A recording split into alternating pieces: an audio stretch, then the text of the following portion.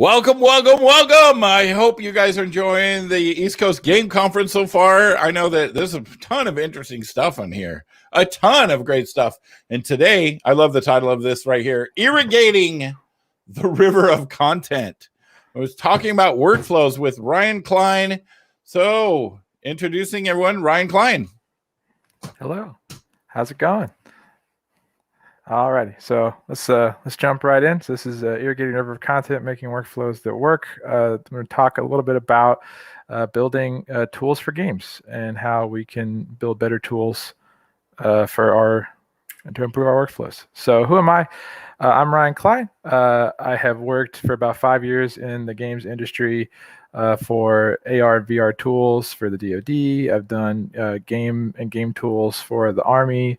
I've done a bunch of cool visual novel stuff on the side as Lazer Bread Games. Built a lot of tools there.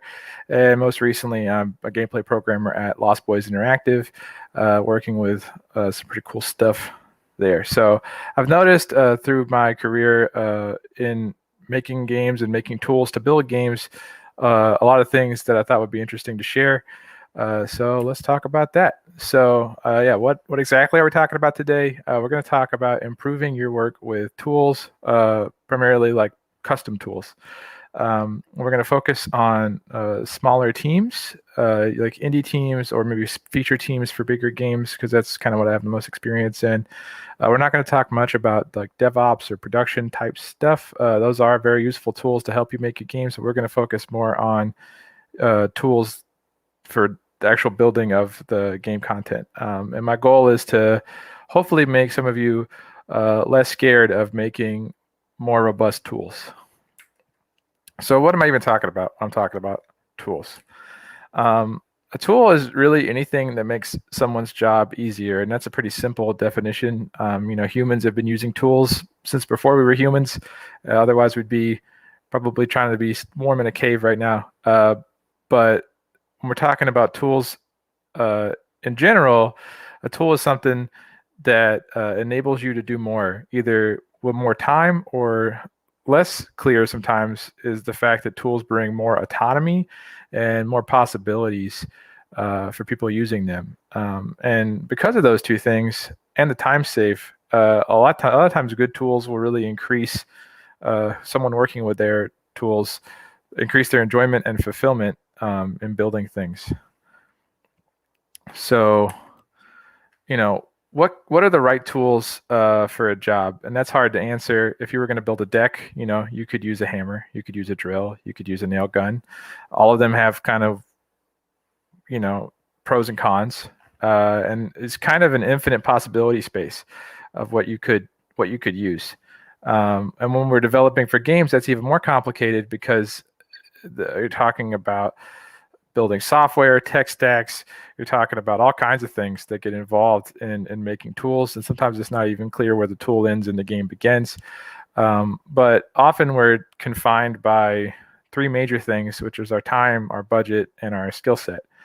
You wouldn't buy a Houdini license for your team if no one knows how to use Houdini, unless you would factor that into part of the scope of your team's building of the game.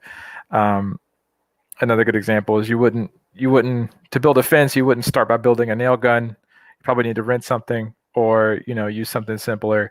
So tools can really swing your scope in either direction. And if done right, they'll drastically reduce your scope. But if done wrong, they can really kind of harm your scope. And that's probably why people often get scared of building custom tools. So how do we identify when we need a custom tool, or when we need to go find a tool to use? Well, if we're talking about where tools generally fit in a game production, you have the three main phases of production. You have pre-production, production, and post-production. And usually in pre-production, you have like a concept phase, and you start on a prototype. And as you kind of throw that away and build up again in a vertical slice, you're defining your pipeline, your workflow for how you're going to get content and features into the game. This is kind of the point at which tools start to emerge. You'll start to notice in the prototype phase what you might need. And then in the vertical slice phase, you'll start to hone what could possibly work. And then during production, you're going to be supporting the tools you built in vertical slice or maybe acquired in vertical slice. You're going to support those and add additional features and stuff as required as things come up. But by the time you hit release or support, you're probably done generally building onto your in-game tools unless you're supporting mods or DLC or something like that. So there's this kind of window here where most of the tools are going to come into existence.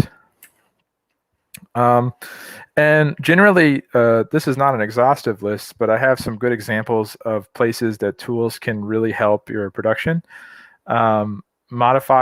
Modification, creation, and validation of your content are great places for tools. So this is like level editors or tools for building your puzzles or tools that go through and validate all your data files.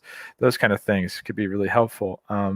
There's tools for automating or making steps in some workflows easier. So maybe you can build like a developer hotbar, kind of like a tool belt, maybe menu items or something that build data for you that take away the pressure of getting a bunch of sequential steps right every time or memorizing them. Those are helpful. Also, distributing work away from your bottlenecks. So let's say you typically have something that needs to have a programmer in the loop to get into the game. Can you build a tool so designers or artists can handle it on their own? Those are very good places where tools can help. And by no means is this exhaustive. There's a lot of things you can do with custom tooling, but these are some big ones. So yeah, but sometimes nobody's got time for that, right? Like, how do you know when you really want to sit there and build the nail gun first, or you want to just get to building the deck with the hammer and the nails and go for it? And it's scary. It's scary to make a decision like, we're going to build this really robust custom tool, because your timeline's often tight. Sometimes you're forced to build tools. Like if you're making your own engine, for example, and you don't have a level editor and you're making a big 3D game, it's kind of required. It's a required feature. But sometimes you can get by with less. And it's hard to tell kind of when you want to do that. But if I were you, I would lean toward building robust custom tooling for a couple of reasons. One being that I think tools represent a really decent business case, because if you can build robust tooling for your games, you can reuse those tools in future products, especially if the original product does well. Now you have a method with which to just spit out content in a similar vein. So if you're making visual novels, for example, and you build a really robust dialogue handling system and all kinds of stuff for that, well, okay, now you can change gears and switch up your art, switch up your story content, and you can spit that right back out into a new game. So that's really cool. Also, the value of a tool usually scales exponentially to its input and then some. And what I mean by that is that there's a lot of unforeseen benefits on top of the fact that just saving yourself weeks at a time can give you multiple iterations on top of content in the game, which polishes it to an insane degree. Just think about how much you would get out of a couple more iterations on everything. That's really powerful. So for an example, I was working on a surgery game, and we had to implement around 10 or so different custom procedures, and this required like touchscreen gameplay, visual effects, meshes, all this stuff.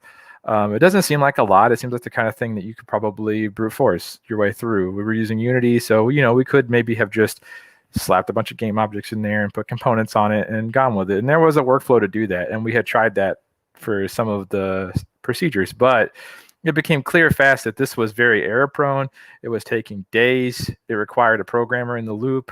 So we set out and we spent 2 solid weeks, I think it was like 3 weeks. So this is a whole sprint for us at the time. And I built a custom tool kind of from the ground up using Odin, which actually is another good tool that helps us build editor UIs. But anyway, and we didn't even worry about the VFX part. This was purely a tool to build in the gameplay portion and configure the data correctly for a procedure. And it took the whole process down to maybe 2 or 3 hours to complete a procedure from a couple of days. And that had so many benefits. One, there was way less errors being made because it was clear. It was very visible what was happening and what you were doing. Two, we got designers in the engine actually building these instead of having the programmer do it. And there, it's more direct. There's less communication to fall through there. Three, we had artists come in and could see the gameplay now a lot earlier and iterate on the things that needed to happen in the art side of things for those procedures. So it was a huge benefit, and it was just one example of a time where building a custom tool seemed like maybe unnecessary, but really paid off. So let's talk a little bit more about the unforeseen benefits of building custom tools. Better understanding is a huge one. Tools are often a great language between designers, artists, and engineers. In the process of building and using your tools, your creative roles are going to get a better sense of how things are put together and going to be able to kind of identify problems. And your programmers are going to get a better sense of design goals. And you kind of need a sense to begin with to build a good tool. But I think that this process is very healthy for your whole team. And everyone on the team is going to have more time to iterate on content, which is amazing. And I think it's super important that you get as many people in game as possible. In an ideal world, your sound engineer would be mixing in game, your designers would be in game adding content. And this stuff is beneficial because there's no loss of translation between let's get this asset to a programmer who will get it to the game, who will get it to this person. Like every step along the way, you're playing telephone and you're losing crucial understanding. All right. Like maybe the colors are off by the time it gets in the game. The artist can see that immediately, and they have the skills to identify that. And with proper tooling, they might have the skills to just fix it themselves, which is awesome. And it's going to reduce motion and reduce waste. Another unforeseen benefit that's really cool is emergent design. So when areas of your game are easier to edit and easier to build, not only does it inspire people because it's more fun, to be honest, it also gives people more ideas on different ways to approach things in the game from a design perspective. When you build for tooling, you're also building in a more modular way, and I'll get more into that later in the talk, but that modularity also makes more ideas possible. For example, let's say you had a dialogue system and you had combat encounters, and you never had thought to like hook a combat encounter deep into a dialogue tree based on a certain option, but it becomes clear that with a little tweak here to this tool, you could do that. And you're like, well, wow, that's really cool. Let's do that. So it's about pushing your custom tools, and you can't push them if they don't exist, obviously. So a really cool example I have of this is we were working on a touchscreen kind of shuffleboard action card game where you kind of flick cards into little mission golf ball holes to play. And we had this at the end of this one level. I wanted to do something really cool, and we had this really robust timeline editor where you could sequence all the events in the games, kind of like a rail shooter where stuff would just come up on a linear timeline. So at the end of the game, near the end of production, we had added a feature where a mission node, the little golf ball holes, could, based on success or failure, fire another event. And we had only been using that for graphics up until then. But I was like, why can't that spawn another mission? So I made this whole encounter at the end of the game that was like this sequence of missions that happen as soon as the other one finishes. And it was really rad because all of a sudden there was this pacing thing happening that I was really able to control as kind of playing the role of designer there, that wouldn't have been possible without us adding that to the tool. And so that's an example of pushing it beyond what it was meant to do and doing something really neat with it. And yeah, so, you can see these possibilities, and, it might be something where, this is additional scope creep, but I would rather have all the ideas laid out and have new ones all the time and be able to cherry pick the best than, have to decide between two rotten eggs or whatever. You know what I mean? I want all the best ideas up front so I can pick. And I think the tools allow you to do that. So kind of sold you on why you should build custom tools, or you should think about it. How would you go about doing that? So one of the key points to anything programming related, but specifically custom tools, is leverage. You want to keep it simple. Can you use tooling that already exists? Don't re-implement Maya. That would be foolish. You could just use Maya. Maybe you just need a plugin for Maya to do something that you're trying to do. Maybe that would be a lot easier. Can you build the highest leverage parts of your tool first? So, and again, let me just step back. Leverage being, I want to put in a minimal amount of work and get the most impact out of that. Building the first 80% of your tool and saving the 20% of the polish and extra features for later, once people have got it in their hands and they're using it and they're testing it and all those ideas are coming to them and the workflow is improving and they're feeling good. It's very beneficial to think about your tools in terms of leverage. Often, when you started with the 20% that you wanted to do, the extra polish stuff, you'll realize that people using the tool don't care. Like, that's not the stuff they care about. They care about this thing you completely neglected. So it's kind of a nod towards user-centered design. The idea that you want to get something out in front of your user early and iterate on their feedback constantly. And I think that that's a really beneficial way to approach designing and developing tools. Another good lens to use is looking at your tools in terms of affordances and constraints.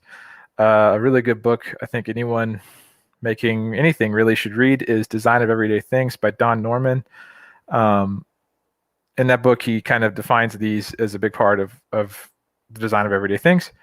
Affordances are kind of how an object begs to be used. So for example, these light switches, the one that flicks up and down very clearly wants to be flicked up and down. It kind of beckons to you to do that. The same with the dial, you kind of want to turn that. It's a twisty thing. That's the way it moves, and so you want to move it like that. It feels good. Constraints are how an object can't be used. Like, you wouldn't go up to this and think that you should pry it off the wall or that you should press it like a button. It wouldn't make any sense. It doesn't have that affordance, and it's constrained such that you can't really do that. And that's good for game tools because that's a really important way for you to reduce error cases, constrain things so that they can't be possible. It's important to consider, what your tools afford and what constraints you have in place for your users. So kind of building off of that is, and the feedback stuff from earlier is good communication.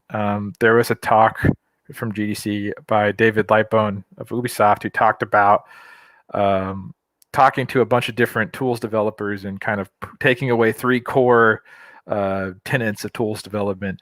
And these were kind of those tenets, which was, what is the problem that your user actually wants to solve? Can you figure that out? Can you dig a little deeper and really figure out what the actual problem is by asking why? If they want, like his example was, if you have a button that's like, do you want to save, yes or no? And they ask you, can the no button be more visible or red or something? It might not be the fact that they really need that button to be red. Maybe they're asking something deeper, like, well, what happens when you click no? Maybe it deletes their whole work for the day, right? That's kind of a bigger problem that you should solve directly. And you kind of have to dig deeper into what they're saying sometimes to get that kind of information out. Also, how do people use your tools and how do they fit in with their other tools? So if you're using something like Unity and you're building scripting on top to build tools there, think about the entire workflow. Like, how do they get into Unity? How do they open up the scene they need to? How do they open up this window? Or like if they're importing models from Maya into Unity, how does that happen? A good example of this, again, is like the procedure editor I was working on. I had built out this editor to edit procedures that existed, but I really hadn't thought about building an entirely new one from scratch. So by the time that I sat down and had someone start trying to build these, they were like, well, how do you do this? And so I had to go in and document it. And along the way, I found out, oh, this is actually really tedious. There's a couple of things I could do to make this more simple. So think about the entire workflow, someone using your tools. And also, what tools are your users used to, and what tools have you seen solve similar problems? It's good to use reference. Go out there and find tools that do similar stuff and see if that you can kind of borrow ideas from it, or at the very least, um, make your tooling consistent with things that people in the discipline that you're trying to design tools for are used to. So if it is a Maya plugin, can you Mayify it? Can you make it look a little bit more like a normal menu in Maya so that they're used to it? That meeting people's expectations is kind of a shortcut to understanding in that way. And the less that you can present someone with something that is very difficult to understand, the quicker they're going to be at getting over the hurdles and using it effectively. So let's talk about kind of architecture for tools. If you're going in as a tools programmer or a game programmer in indie, you're going to make this whole game. What can you do to enable yourself to build better tools from the get-go? So first things first is start early in thinking about tooling and start to understand the problem. We talked earlier about concepts a little too early to really be thinking about the tooling because you don't really know what problems you have. And I don't suggest that you try to solve problems you don't have yet. That's kind of not going to work out. And I've tried that many times and it never does. You end up just making stuff no one can use. So wait until you have an actual problem come up that you think could use tooling. And before that, you can make sure that everybody's on the same page about design decisions. Documentation is really helpful for this. Having meetings and talking about goals is helpful. And then when you sit down to think about making a tool for something, map out that whole workflow. How does someone make a new one of these? How does someone modify one of these? How does someone delete one of these? Like the whole spectrum of what someone might need to do with, let's say, a level or a puzzle or something. Map that out. Use paper, talk to them, figure out what that's going to look like. And also be your own first user. Role play as a designer or artist who has no idea how this tool works and just play through the whole process and see what happens. And that'll kind of help you start to think about where you need to draw the line in your architecture between like, okay, I need this over here and this over here. These need to be separate things because you can edit them in different ways. That'll be the first step. And the next step is really to keep it data driven. Get your data away from your systems. Keep your data in, scriptable objects or JSON files or XML, or even prefabs or something. Make it to where I can edit this data with a tool, and then it can run through the systems in the game, and it'll always, it works every time. It's robust enough where the systems can process the data that the tool spit out and play the game. You don't want to end up in a situation where you have giant monolithic classes full of state, and then you don't really have a good way to get in there and change stuff. You want to be able to edit things and then run the game and it be consistent, So keep that data-driven design going. And also, when you're working with the data, you need to think about those constraints like we talked about. Think about the whole input space. What could a person put in here? For example, maybe you have them type in a string, just some kind of lookup that looks up a function somewhere and calls it. What happens if that's wrong? Does the game crash? Is it bad? If so, could this be like a drop-down list or some sort of verification or validation happens on this thing so that doesn't happen?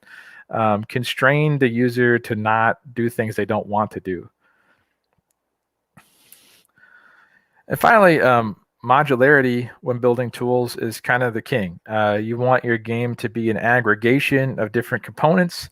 If you have thousands and thousands of lines in one class and this giant monolith, it's going to be really hard to get in there and make tools for specific things. You're going to have to build a tool for the whole game at that point. You need to be able to siphon off specific parts of the game to build tooling for, and that'll help keep the tooling tight and consistent and not scope creep you too bad.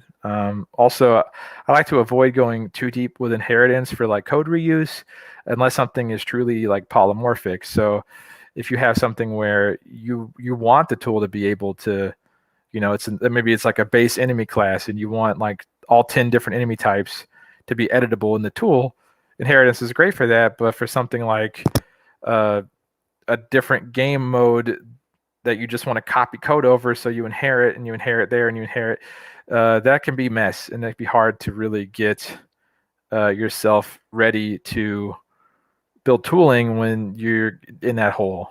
And that modularity does, again, make it easier to draw the bounds on where the tools could be. Like I talked about earlier, we decided to not do anything tooling related for the VFX in the procedure editor, and that helped me finish the gameplay side of the tooling, which was really beneficial. And if we weren't able to make that separation, I don't know if we could have built a tool for it. So I think that that's super useful. So finally, kind of get into some best practices that I've found from my couple years building tools, and just share those with you.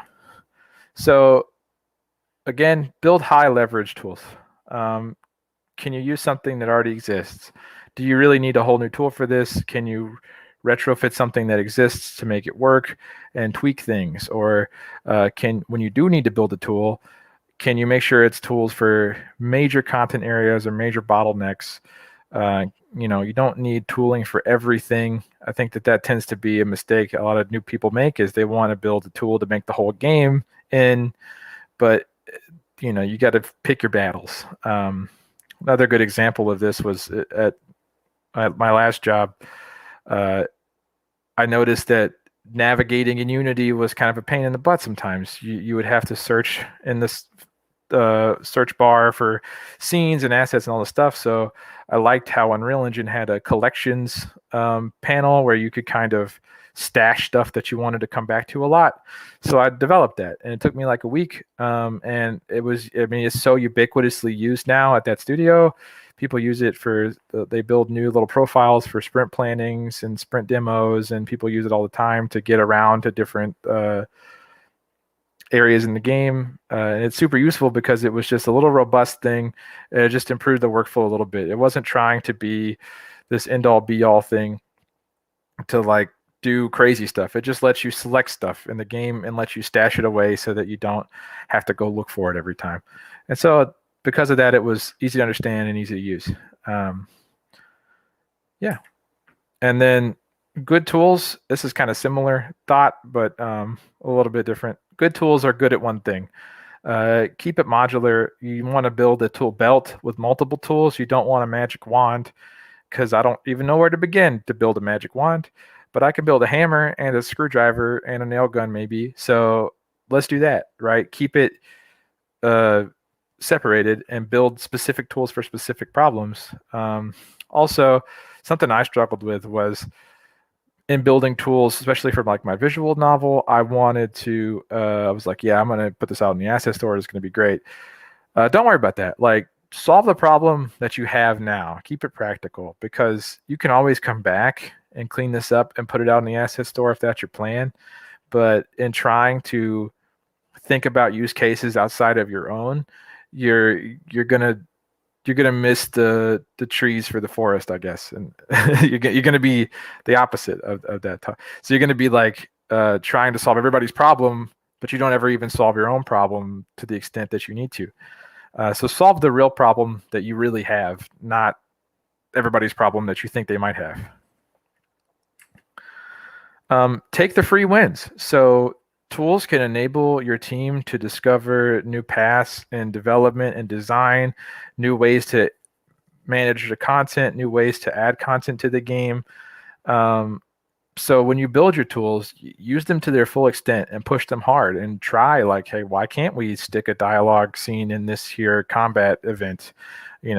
And it would only take a little bit more effort to do this, do that. Evaluate those things, because those are really cool. Those are what's going to make your game shine. And those are going to be what makes your studio eventually stand out, is if your tooling enables you to do all these cool things that other people don't, because they don't have those cool custom tools you have. And architecting around tools for your whole game will make the whole game a lot cleaner, because that modularity pays off. It really does. So, and also you need to understand the job. You can't build a hammer without knowing what a nail is. You need to be able to know what the tool is going to be used for, where to draw the line. Pretend you're the first-time user. Talk to your team a lot. Understand where they're struggling. Understand where in the tools that you've built already, where their problems lie, where their frustrations are. If it's like, I can't select stuff in this, maybe it's a workflow thing. Like, oh, well, we should have not baked the whole game into a prefab for this one scene because now selection's messed up or something. Like there's all kinds of things that can come out of just gaining more understanding about what your team is going through and what your people using your tool are going through and watching them work. So I recommend you do that. And finally, last best practice is document everything. On the flip side of understanding the job, you need your people working in your tools to understand the tool.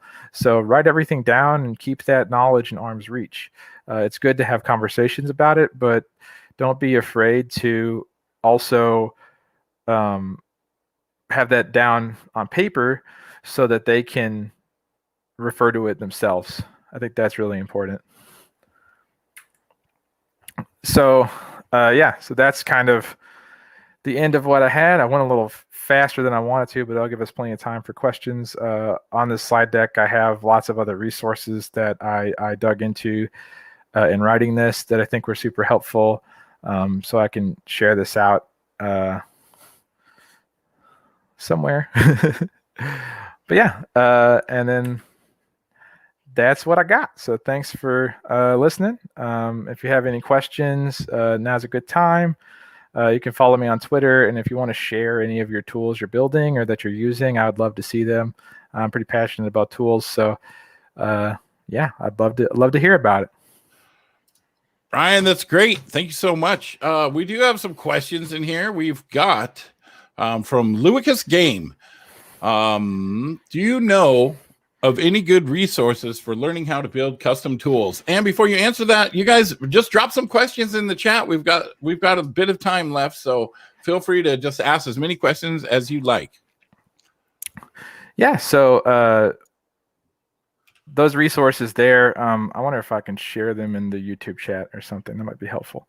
But those were super useful for learning about tools. A lot of those were GDC talks, so I think those are good to look into. I've also just mostly it's no different than working on any other software. So I think the biggest difference is just talking with your team that's going to use the tool, or if that's yourself, having an introspection on what you actually need and solving the problems that you have. So other than design of everyday things, which I always recommend, I don't have a whole lot of a whole lot of resources, but I think just get started and get some practice trying to solve your problems and your team's problems with tooling, and that'll go a long way. That's awesome. Yeah, you can go ahead and drop those resources into the chat if you like. The links, they should pop up there. Here we go. So this is from Court. So if we shouldn't use inheritance for the extra game mode example, what do you recommend we do instead? Yeah, I think that's a good time where you could do just aggregation. So, extra game modes, oftentimes you could use inheritance and it might be fine depending on what you need. But I think a lot of times people reach for inheritance when really what they want is reusable code. And so really what you could do is split your classes up a little bit more, get more modular with it. Can there be like a game mode config class that lives outside of the game mode and the game mode owns one, and then that's how it determines what it does? Maybe that's an interface that exists that has how many players, et cetera, and then you pass that config in, and then it can then do that. So I like using interfaces, and I like splitting up the my classes a lot more fine grain, and that tends to help with the inheritance problem of kind of being too polymorphic. Because really what happens is you end up like, you might change something for one game mode, and then that breaks every other game mode. That kind of stuff happens a lot. So the tendency to use interfaces and keep that separate is a really good one, because now one change in one place won't propagate damage everywhere else. And it just helps with the tools, because then you're going to be able to go get the one thing you need instead of having to consider all the edge cases there. Okay, here we go. Dustin Howard makes a comment. I just keep creating separate functions and scripts and many public instance variables when I keep this in mind.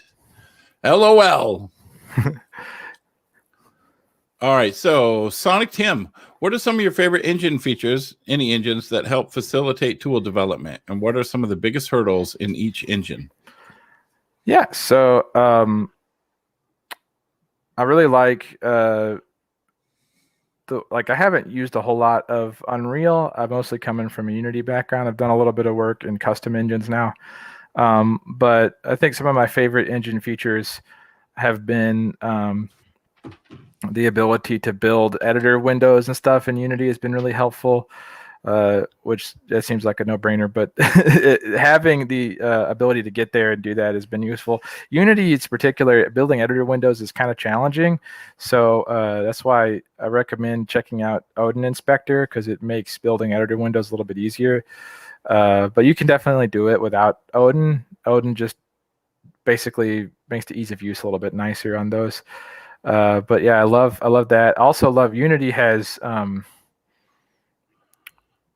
ways to kind of boot up scenes and prefabs, from the editor. So you can do a lot of cool tricks, like for the procedure editor, it actually loaded an empty scene and populated it with a prefab, and then hooked up into the prefab from an editor window, so that you could edit it in real time. So a lot of cool tricks there, and I've seen other people do it too, where you basically have a designated scene over here that is like your editor scene that you just load up to edit stuff. That's been neat. So just the fact that the engine, and the editor in Unity and the gameplay in Unity are like close enough together that you can like pound if def Unity editor and then like do some stuff. Is really cool. You got to be careful sometimes though, because we tried to do like validation with that before, and it can, if you're not careful with your serialized data, it can kind of corrupt it, which is a big problem and introduces a lot of bugs. So yeah, I just really love it when the editor is not too far away. It's not completely separate. I can kind of get in there and change stuff, and I can build a window that interacts with game data. But I think the biggest hurdles there were making sure that you are keeping those two things separated enough to where you're not like corrupting your game data all the time, that kind of thing. That sounds like so much fun to me. Not corrupting my game data. All right, so here we go. This is Lucariel's Cool 63. Which game engine is the best for beginners for using their custom tools? So definitely, I'm biased, but I really like Unity. I think Unity is going to help you get to the point where you can make custom tools. I think Unreal is going to have the capability there too. Unreal has the engine code exposed because it's open source for the most part. So that's really cool. You can see how they're building editor windows and stuff, and that might help you.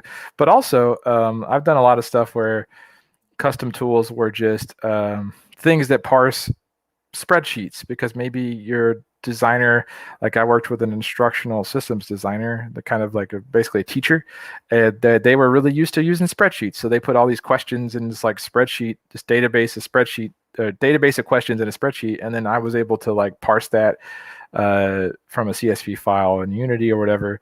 But that, you could do that in like Python or anything. And so any engine that's easy to use for beginners already is going to be great for making tools in, if not alongside of. Another best practice I think I probably should have put on there was to get crafty with it. You don't really have to play in the lane of Unity. If you could build a win app that like helps you do a thing, or you could like build a console application that helps you, or you can do this all in like Google Sheets, and that is somehow you can get there. Do it. Like there's no rules, like go for it. If there's any rules, just break them. Yeah. So here we go. This is from Terry Hilton. Is it ever too late to invest in a new tool? Are tools best considered early in development, or say midway when you found a problem that would benefit from a dedicated tool? How do you know what tool to build until you have a need for one, right? Right. Yeah. So it's kind of a catch-22 in that way. There definitely is a point where it's too late. And at that point, I think the best thing to do is to like cut features that would require you do that if you're just out of time, and save them for the next game, something like that. But there's definitely, it's better to consider them early, but there's this between vertical slice and like true production, there's just this like back and forth cycle where you're like, cool, we figured everything out. Oh, wait, we want to do this other level that we need this tool for. Okay, back to verticals. Let's make that work. Okay, now we're back in production. We can make it. Okay, well, hold on. We need to go. So there's just like back and forth where you always think you're like done with the vertical slice, but you're still discovering things you want to do. So it helps to solidify the design earlier. This is a problem I had in my visual novel because I really wanted to get all these interesting like features in. But at some point, you just have to be like, all right, ship it. Like, this is the design. Otherwise, we're never going to be able to build the tools we need to make it.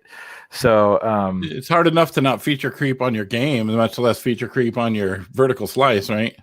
Right. Yeah. So, and tools, again, can be this huge scope creep thing if you're not like careful. So it all starts with the design. How can you cut that down?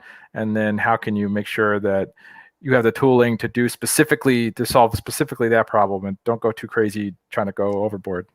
Right. All right. Looks like we got one more. Anybody else? We've got some questions. Drop them in here because there's still some time. We can still. I'm going to ask a question. What is on your shirt? What are those patterns? This is a Hey from Moana. Hey from Moana. It's a little chicken. Okay. I like Disney stuff. Okay. We go to Disneyland all the time. All right, so here we go from Scipio. I hope I'm pronouncing that correctly. What's the best way to structure your tools so they are intuitive to use for others? Yeah, so that's going to depend on your audience. If someone is, there's general best practice. I think that's applicable to all. Like UI design, if you're building like an interface that you should think about, is kind of a good, like Don Norman's book about everyday things was helpful for that kind of stuff. But as far as what's going to be intuitive for them, if they're a level designer, maybe tools in a 3D editor are very intuitive to them.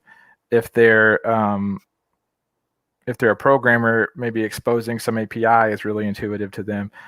So you got to kind of think about who's going to use this in what way and why. And sometimes the tool is used in multiple ways. Like the programmer example is a good one.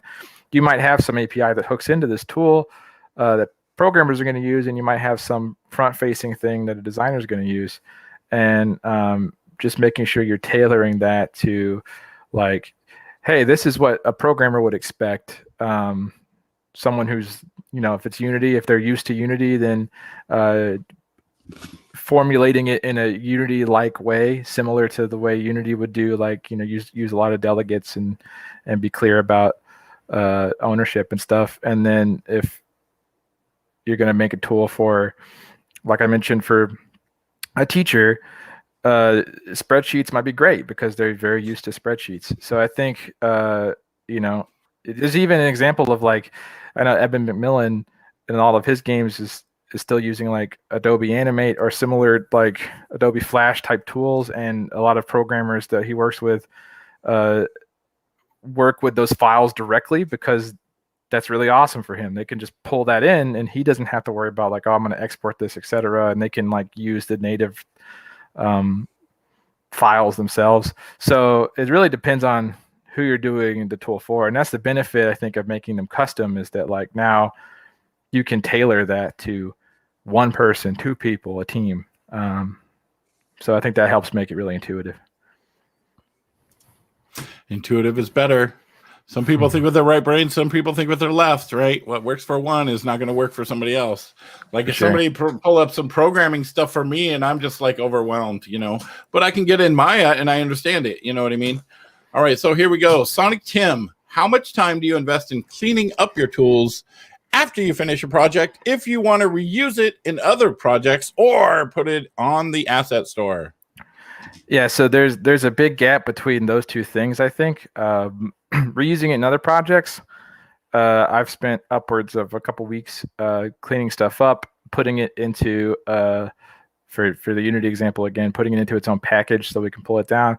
And like writing tests for it and stuff is really good because then you can verify that like that's not broken in the future, and put that in some core thing. But for the asset store, it's going to take you a lot more work because you're going to need to like think about everyone else's use cases and get really generic and stuff with how this thing works and clean it up a lot more.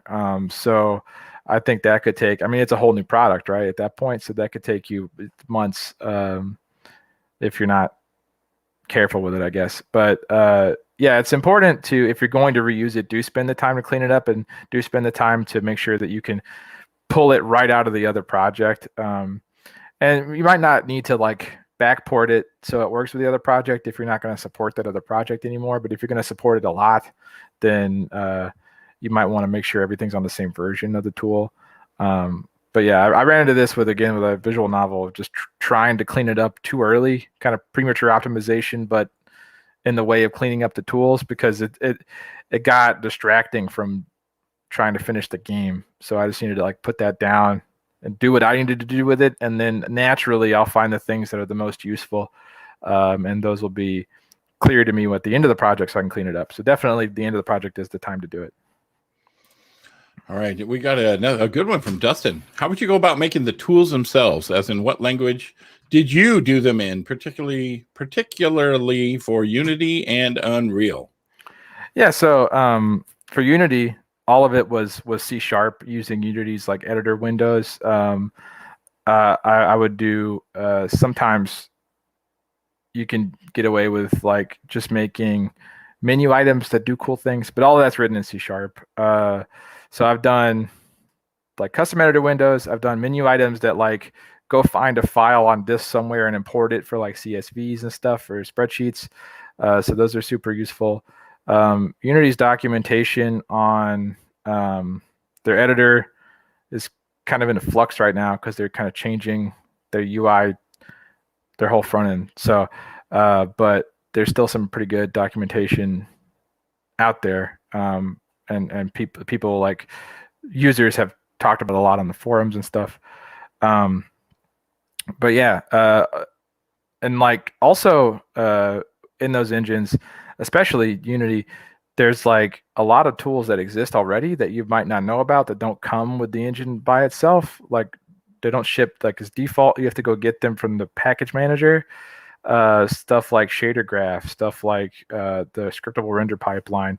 And some of those things are, again, they're kind of in early stages. So there's kind of, it's not always feature parity all the time for what you might need, but you can always dig into those and potentially hook into those as part of your tool and save yourself some time. So that'll depend. I think like if you wanted to build tools in Python or something, as long as it made sense for what you were doing, like if you just need to modify data and save it out, maybe Python's the way to go. Maybe MS Paint is the way to go because you could draw an image. You just need like a pixel grid, and that's a thing you can do. So it's really the sky's the limit. But typically, you want to go as close to the thing you're trying to solve as possible. And for me, that's always been like an editor window or a menu item in Unity or something similar, just depending on what engine you're working in. So a couple little takeaways. Don't spend more time working on your tool than you do your game, right? Don't like lose your focus. And then also look it up to see if there's already a tool that exists that can either guide you in your tool making process or be the tool that you actually need, because then you might spend months trying to work on this tool when there's something like it that already exists. I hate when that happens. Yeah. All right. Do you got any last words, Ryan? Nah, just make sure to, if you're building anything cool, tool related or otherwise, let me know on Twitter. I'd love to hear about it. I'll give you a retweet. I love to see what people are doing. Thanks so much for having me. I'm glad to be able to come in and talk to you all about this. So hopefully it was helpful. Yeah, thank you so much. And you guys, if you would like to go into the career sessions chat that is in the Discord, which it's discord.gg/indie game business. I'll post it in the chat here. Discord.gg. You're in there too, aren't you, Ryan? Yeah. Indie game business. There you go. Bam. There's a link. Should be able to just click that, go in there. There's a live session actually going on right now, but yeah, there's announcements. There's all kinds of opportunities and information and networking. It's amazing. We have got somebody coming up here at the top of the hour, and Jay's in there right now, making sure that they're going to do good. So thank you so much, Ryan, and we'll see you in just 10 minutes. Thank you. Bye. Thank you.